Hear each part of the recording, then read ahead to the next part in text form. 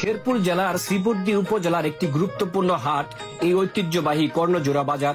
এই সীমান্তবর্তী ঐতিহ্যবাহী কর্ণজোড়া বাজার এই জনপদের বাঙালি এবং উপজাতি গ্রামবাসীর জীবন জীবিকার সঙ্গে ব্যাপকভাবে জড়িয়ে রয়েছে।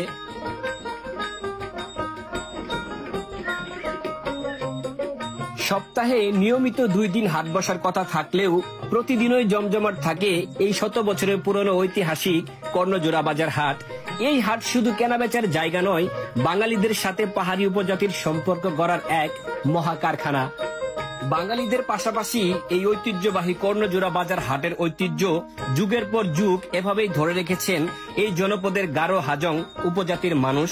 এই ঐতিহ্যবাহী কর্ণজোড়া বাজার গারো সম্প্রদায় এবং বাঙালি মানুষের অর্থনীতি আর সংস্কৃতির এক বিশাল গুরুত্বপূর্ণ অংশ, যা এই কর্ণজোড়া হাটের ঐতিহ্য।